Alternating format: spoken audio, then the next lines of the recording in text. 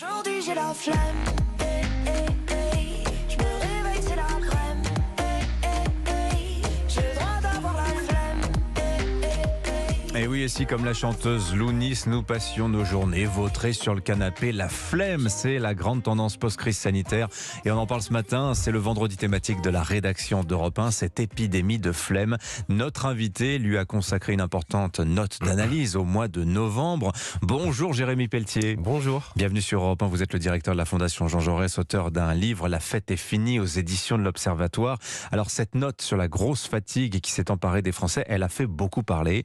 Vous l'avez coécrite avec Jérôme Fourquet de l'IFOP. Vous l'avez sous-titré « Quand une partie des Français a mis les pouces ». C'est le signe qu'on fait quand on réclame une pause, notamment dans le jeu. À quel signe, Jérémy Pelletier, voyez-vous cette grosse fatigue française? Quels en sont les symptômes?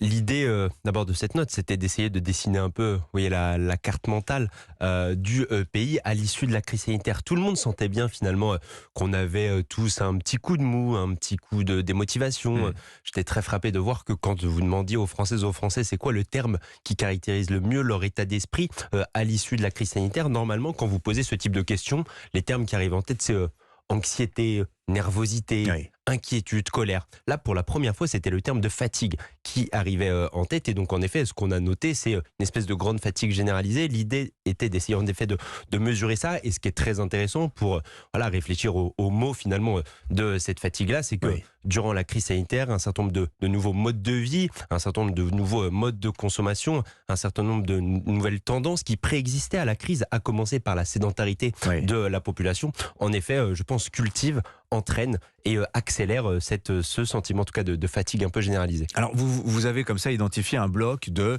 35 à 40% de Français dont le moral ou la condition physique ont été affectés depuis la pandémie. À quoi c'est dû? Est-ce que ça n'est qu'une fatigue physique ou est-ce que c'est aussi une fatigue morale, une forme d'épuisement psychologique, Jérémy Pelletier? L'élément en effet psychologique, je pense qu'il est très important quand vous interrogez la jeune génération et notamment les 18-30 ans, quand vous leur demandez est-ce que vous vous sentez suffisamment solide mentalement, est-ce que vous vous sentez suffisamment solide psychologiquement pour faire face aux aléas de la vie quotidienne. Là, vous voyez en effet une part non négligeable de la jeune génération qui dit non, je me sens plus faible physiquement, plus faible psychologiquement depuis la crise sanitaire. Ça, c'est documenté objectivement. C'est-à-dire, par exemple, on sait que les petits Français, à l'âge de 15 ans, si on leur demande de faire un 1600 mètres, on voit qu'ils font tous en moyenne 90 secondes de plus que leurs devanciers d'il y a 30 ans. En effet, et c'est ça, là, c'est des éléments qui préexistaient, je dirais, la crise sanitaire. On sait qu'on est face à une jeune génération qui est plus sédentaire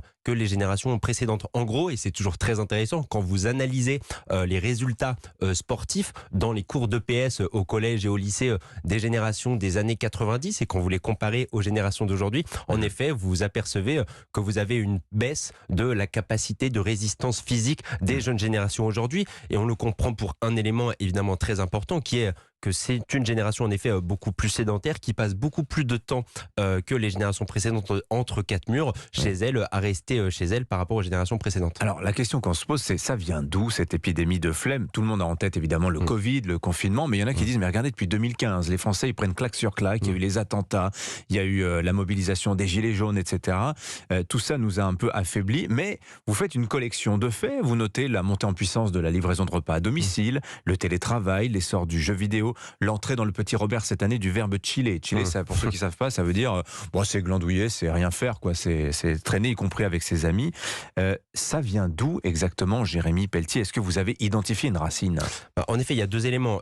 D'abord, l'élément fatigue notamment psychologique qu'on venait d'évoquer. C'est sans doute en effet la conséquence, en tout cas c'est ce qu'on essaie d'étayer avec Jérôme Fourquet, d'une succession en effet de crises à répétition qui ont impacté en fait durablement la société française et les Françaises et les Français. Et les problèmes, c'est que...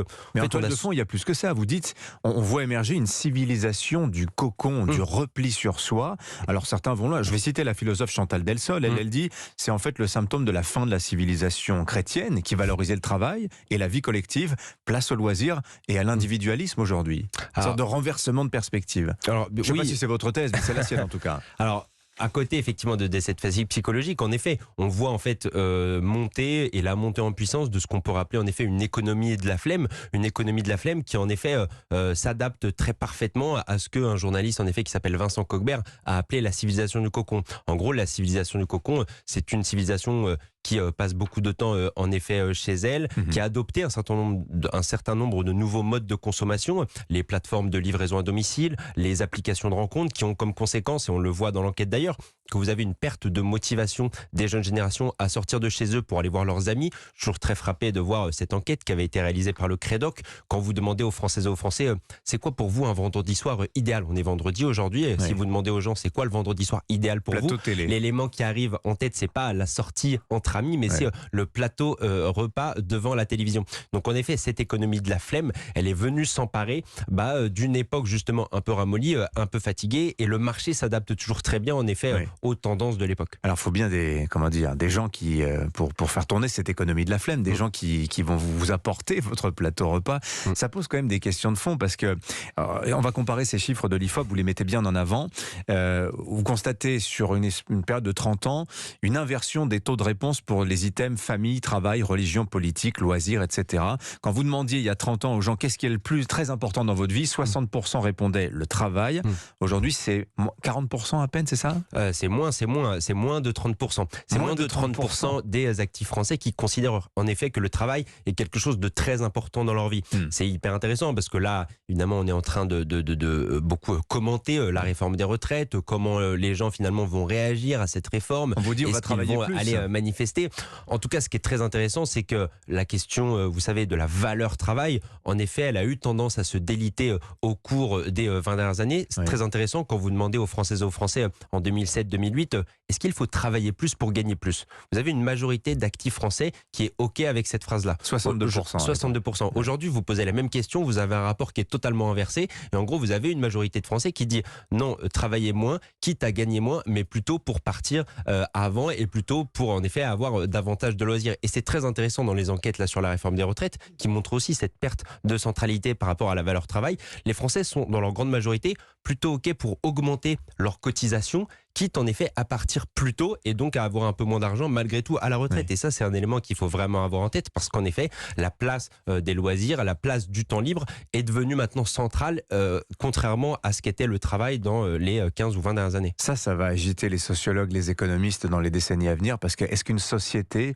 peut continuer à être productive quand on a une vision aussi dégradée du travail et une telle valorisation du loisir? C'est une question extrêmement profonde, Jérémy Pelletier. Oui, après, ce qui est très intéressant, c'est quand vous regardez le cas de la France, pour le coup, on est un des pays qui, par rapport au temps passé au travail, est le plus productif. On a des taux de productivité très importants. Et donc, finalement, aussi, ce qu'on pourrait se dire, et en regardant la jeune génération, c'est que, finalement, la jeune génération qui prend un peu de distance par rapport à son travail, qui prend un peu de distance émotionnelle et passionnelle par rapport à son travail, finalement, ils font un constat lucide. Constat lucide, d'une part, sur ce qui est devenu aussi le travail. Le travail est moins intéressant, moins amusant, moins stimulant qu'il ne l'était par rapport aux 15 ou 20 dernières années. Et finalement, le travail aujourd'hui permet malgré tout d'être productif. Donc, essayons aussi de tirer profit du temps passé au travail pour avoir davantage de temps libre et pour profiter de sa vie. Merci Jérémy Pelletier. Ça, c'est un point de vue, mais tout le monde ne le partagera pas.